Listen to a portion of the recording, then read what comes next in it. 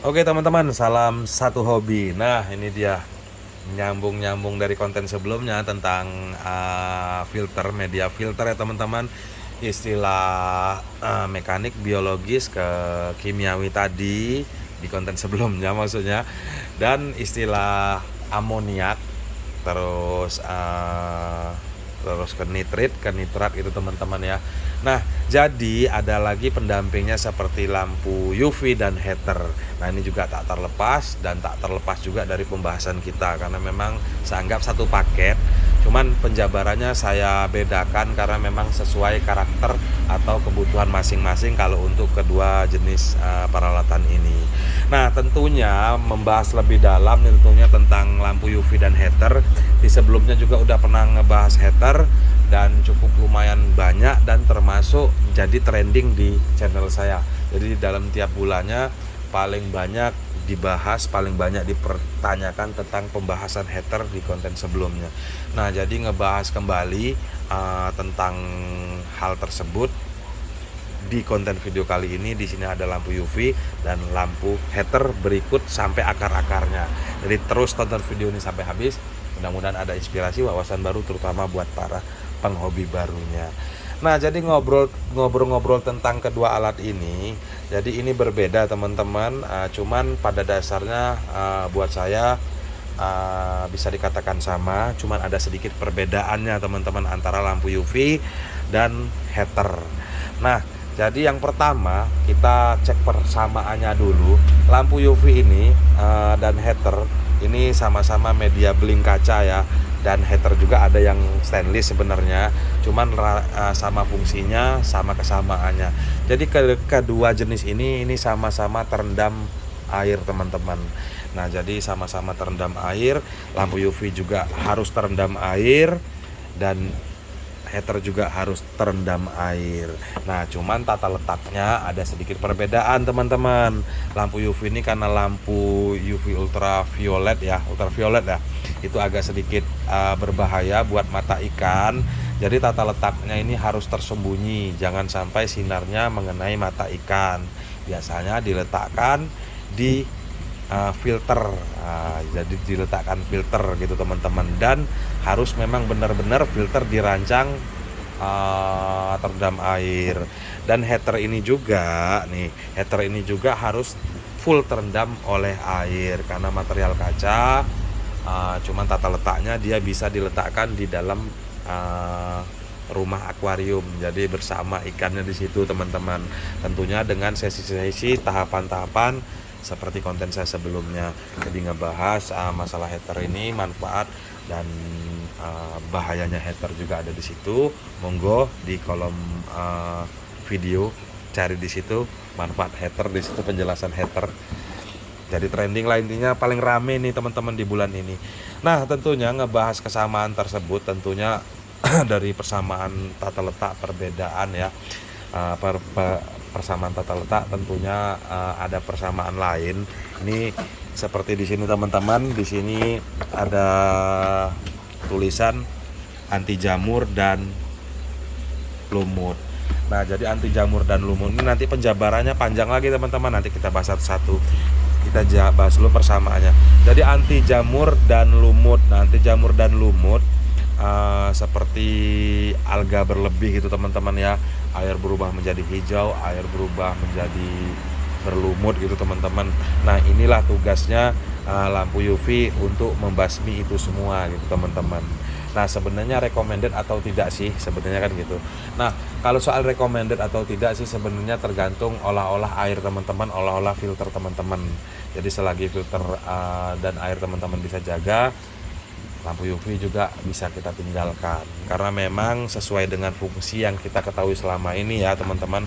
Lampu UV ini membasmi perkembangbiakan lumut, terutama alga ya. Alga menjadi lumut di media akuarium kita, sedangkan pematik atau pemancing dari lumut tersebut adalah lampu yang kita gunakan sehari-hari teman-teman. Nah, obatnya apa? Jadi gunakan lampu secukupnya aja, seperlunya aja. Biasanya penggunaan lampu berlebih menimbulkan percikan atau pancingan buat alga itu berkembang menjadi lumut, air berubah menjadi biru gitu teman-teman. Jadi lebih memfokuskan penggunaan lampu sesuai dengan kapasitas harian. Biasanya kalau saya pribadi itu maksimal 8 maksimal 12 jam per hari. Kadang jarang dihidupkan, menggunakan lampu ruangan aja teman-teman. Nah, selebihnya digunakanlah lampu UV ini. Nah, terus di sini juga nih teman-teman, sebenarnya kalau istilah untuk pembasmi lumut dan jamur, heater juga berfungsi sama. Karena apa? Heater ini penyetabil suhu, dan otomatis suhu yang digunakan biasanya di atas suhu perubahan ya antara siang dan malam. Nah, jadi biasanya mengambil suhu ruangan di suhu di titik 32 derajat. Sedangkan pertumbuhan lumut dan jamur itu biasanya berkembang dari bakteri amonia tadi, itu biasanya di bawah suhu rendah gitu teman-teman. Nah, jadi sesuai fungsinya digunakan juga sesuai fungsinya masing-masing. Jadi sebenarnya hampir sama. Kalau bagi saya pribadi sih hampir sama kedua jenis ini gitu teman-teman. Nah, terus kita sambung nih ya. Ini ngebahas tentang heater tadinya hingga saat ini ya. Untuk recommended heater sih sebenarnya semua hampir sama, dan intinya saat penggunaan gunakan seperlunya. Kalau saya pribadi seperti itu. Saat ikan sakit karantina itu biasanya tetap jaga kualitas air, perawatan guna menjaga kualitas air terhindar dari bakteri amonia berlebih seperti itu teman-teman. Jadi tetap gunakan heater seperlunya karena memang cukup lumayan bahaya. Dan jangan lupa cabut heater saat ganti-ganti air atau WC air, itu sering sekali terabaikan karena memang gampang sekali pecah. Jadi dia panas, terpecik oleh air, meledak, bahaya juga teman-teman, kaget ya. Monggo. Jadi untuk heaternya lebih hati-hati lagi, gunakan seefisien mungkin. Tentunya cabut sebelum ganti air.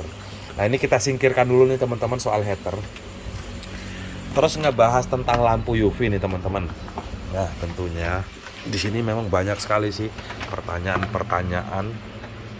Yakin saya banyak sekali pertanyaan-pertanyaan tentang lampu UV. Nah, di sini tata letak lampu UV ini teman-teman ya. Ini saya jelaskan dahulu. Biasanya ini ilustrasi, kuatkan imajinasi ya teman-teman. Dari pompa ini ya, dia naik ini ke filter ya, ke filter media mekanis. Itu tidak terendam air di atas permukaan air nih teman-teman, seperti ini, guna agak sedikit mengurangi perkembangan pertumbuhan amonia berlebih. Karena memang jika dia terendam air, otomatis amoniak, kotoran-kotoran di sini filter pertama mekanik ini benyek, jadi bangke di situ teman-teman. Jadi amoniak berlebih. Nah, sehingga menyebabkan nantinya filter biologis kita agak sedikit kelimpungan, agak sedikit pusing lah ngadepin bakteri amoniak parah jahat ini tadi. Karena memang pengolahan dari sini tadi, istilah dari amonia berubah menjadi nitrit, dari nitrit berubah menjadi nitrat. Nah, setelah itu ada sampingannya lagi juga media filter juga banyak ya teman-teman. Ini sekedar ilustrasi aja. Nah, terus di sini tata letak lampu UV-nya itu berada di paling pinggir nih teman-teman. Nah, jadi upayakan lampu UV ini memang cahayanya tidak melewati sisi kanan, sisi kiri, sisi atas, dan sisi bawah. Benar-benar tertutup. Dan yang kedua, benar-benar terendam oleh air ya teman-teman. Jadi desainnya memang benar-benar terendam air. Jadi contoh lampu mati nih teman-teman. Lampu ibaratnya mati, jadi pastikan ketang sedikit air masih tersisa di sini. Atau ilustrasi nantinya dapat bahayanya, biasanya lampu masih hidup nih ya teman-teman, sedangkan satu colokan nih sama pompa. Nah, tiba-tiba pompa mati. Jika desainan teman-teman ini tidak sesuai, jadi air tidak mengalir, ini tiba-tiba panas meledak, bahaya juga teman-teman. Jadi desain ini memang benar-benar tertutup dan terendam oleh air pada dasar seperti itu. Nah, dari istilah lampu UV ini teman-teman ya. Jadi lampu UV ini sesuai dari kotaknya tadi nih, anti lumut dan jamur dan bakteri tentunya, ini gambar-gambar bakteri ya. Nah, tentunya dari kita ini tadi ngolah-ngolah dari amonia bakteri jahat beracun dari diolah sama filter biologis, tentunya biologis ini kan rumah bakteri nih teman-teman. Nah, jadi rumahnya bakteri ini menciptakan bakteri baik. Nah, sedangkan di sini ada lampu UV. Seefektif apa sih? Jadi kita udah coba untuk rubah ini semua, kenapa kok harus pakai lampu UV kan gitu. Nah, jadi lampu UV ini sekedar membunuh pada intinya lintasan bakteri yang tidak terolah dengan baik lah pada dasarnya seperti itu. Nah, jadi makanya saya sarankan dari awal ini di atas permukaan air diolah oleh media biologis dari amonia ke nitrat disemprot sama lampu UV ini. Nah, pada dasarnya kenapa sih lampu UV ini diletakkan paling ujung? Karena sirkulasi air mulai dari pompa ke sini teman-teman. Nah, jadi ini tidak disarankan untuk diletakkan di sini, atau di sini ya teman-teman. Terkecuali sesuai dengan kebutuhan. Nah, jadi udah didesain di konten saya sebelumnya ada tuh. Saya ngebahas ya tentang tentang pembuatan filter di konten saya sebelumnya, saya letakkan di sampingnya sini teman-teman. Cuman di situ saya beri tutup ya teman-teman. Jadi memang benar-benar tertutup dan aliran air ini sesuai struktur, dia berjalan ke bawah sampai ini yang terakhir. Jadi dari sini dia mengalir lagi seperti itu, paling tidak agak sedikit menguranginya. Ala kadarnya, pola pikir hanya begitu aja nih teman-teman. Nah, terus seefektif kembali lagi ke pembahasan tadi, seefektifan lampu UV ini, keefektifan lampu UV ini sebenarnya kembali lagi kepada teman-teman sendiri menjaga kualitas air, kerajinan teman-teman sendiri membersihkan filter. Nah, tentunya sedikit tambahan, perlu nggak sih filter mekanik biologis ini kita cuci, kita bersihkan? Jadi berapa lama sekali? Biasanya nih teman-teman ya. Jadi di sini saya terapkan untuk cuci bersih-bersih rutin berkala dan skala panjang, biasa seperti itu teman-teman. Nah, kalau ini biasanya nih teman-teman ya, kalau ini itu rutin, kadang 3 hari, seminggu, kadang 10 hari selalu dibersihkan, bahkan kita ganti. Nah, terus kalau biologis ini jangka panjang teman-teman. Nah, jadi jangka panjangnya di sini karena memang ini adalah rumah bakteri. Jika kita sering bersihkan, otomatis bakteri itu mati. Nah, jika bakteri itu mati, akan mengulang kembali untuk membuat bakteri baiknya, karena pembuatan bakteri baik itu memerlukan waktu biasanya di atas 1 bulan gitu teman-teman. Di atas 1 bulan untuk pembuatan bakteri baiknya. Nah, biasanya juga ada nih yang jual bakteri starter itu teman-teman, bisa juga gunakan itu. Cuman untuk pembersihan berkalanya, kalau untuk ini jangka panjang, mungkin teman-teman di rumah atau akuariumnya tiba-tiba meledak atau pecah, nah itu mau dibersihkan, otomatis ini juga kita bersihkan ya, mau diapakan itu teman-teman. Cuman untuk skala pembersihan ini jangka panjang, bisa sampai 5-6 bulan. Cuman yang ini yang rutin teman-teman, yang kita gantikan. Nah, dan biasanya kalau untuk pembersihan yang saya lakukan, biasanya saya kelocor air aja dari sini. Ini sudah saya bersihkan, ini saya kelocor air sampai lolos sisa-sisa lumut-lumut, kotoran-kotoran yang di bawah filter gitu biasanya teman-teman. Nah, jadi panjang lebar dari tadi, mudah-mudahan ada inspirasi baru, sekedar berbagi, mengisi waktu luang. Tentunya salam satu hobi, salam Reza Ornamental Fish.